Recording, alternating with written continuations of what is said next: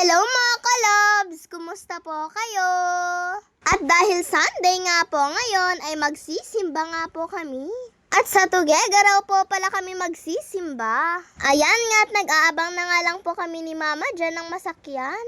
Ko-commute po kasi kami habang sila Papa at Kuya naman po ay magmumotor.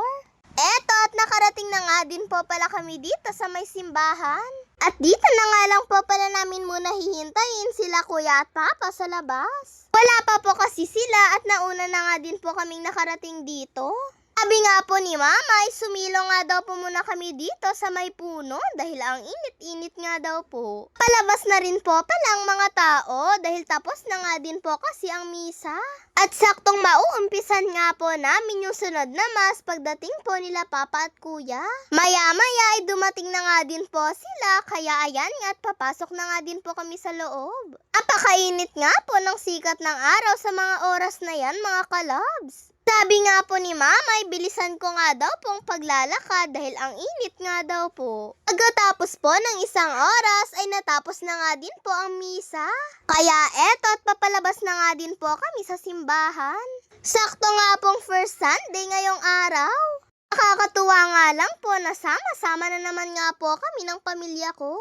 Habang naglalakad po pala kami dyan ay pinag-uusapan na nga din po namin kung saan po kami kakain. Ang request po pala nila Kuya at Papa ay magpansit batil patong na nga lang daw po kami.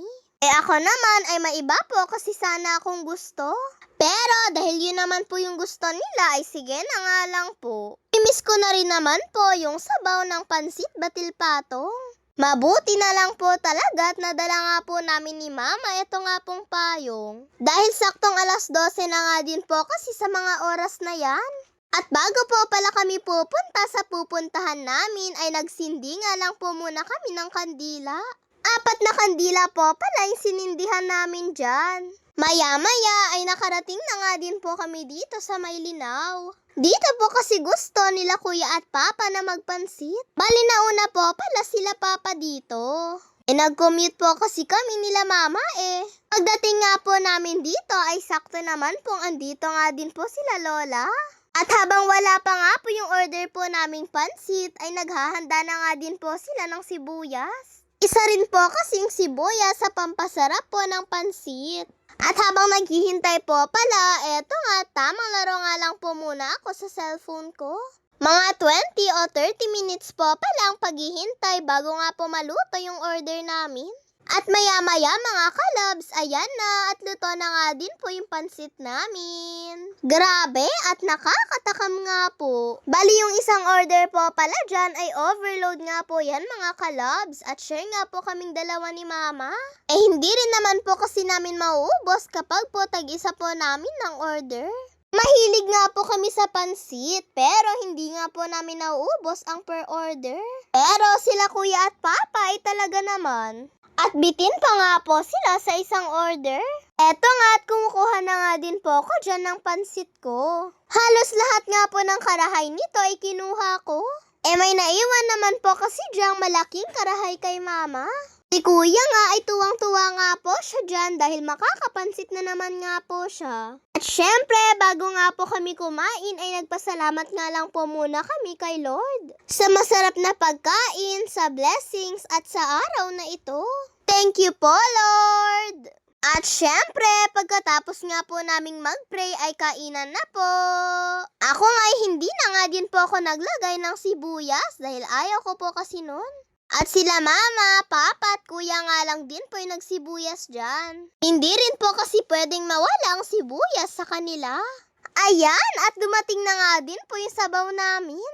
At ayan nga po yung pinakahihintay ko. Hindi rin po kasi kompleto ang pansit kapag po walang sabaw Sabaw pa naman din po yung pinakagusto ko nga po dito kapag po nagpapansit kami. Tinanong ko pa nga po si Mama kung pwede nga pong mag-request ng isa pa pong sabaw. Pero sabi nga po ni Mama kung may sobra nga daw po.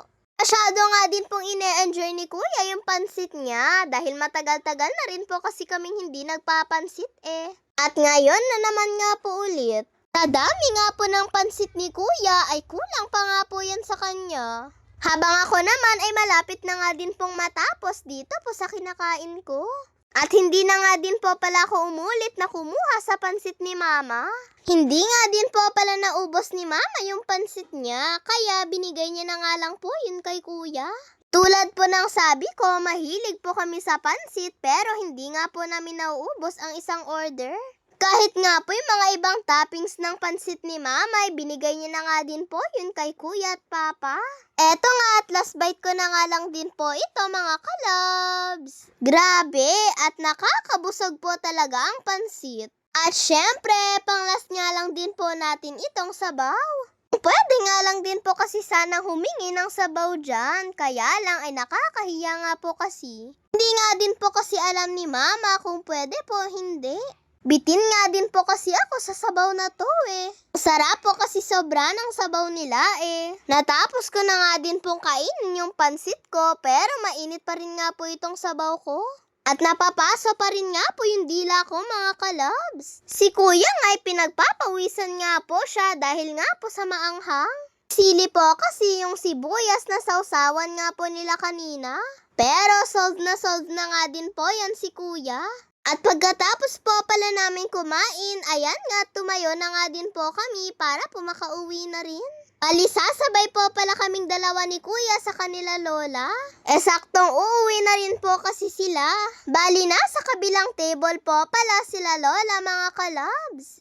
Ayan nga, tapos na nga din po pala silang kumain. Hindi po pala sasabay sa amin sila Mama at Papa sa pag-uwi dahil may pupuntahan pa po kasi silang importante ni Papa eh. Kaya tamang-tama nga lang din po na nakasabayan nga po namin sila Lola. At para hindi na nga din daw po pabalik-balik sila Papa at Mama dito po sa Tuguegarao. Lalo na at sobrang init pa man din po. Ayan nga at pumunta na nga din po pala kami sa tricycle nila. Salamat po Lola at Lolo sa pagsabay po sa amin. God bless po palagi sa inyo. Yun lang po mga kalabs. Maraming salamat po sa panonood ninyo. Mag-iingat po kayo palagi. God bless to all. Bye-bye po.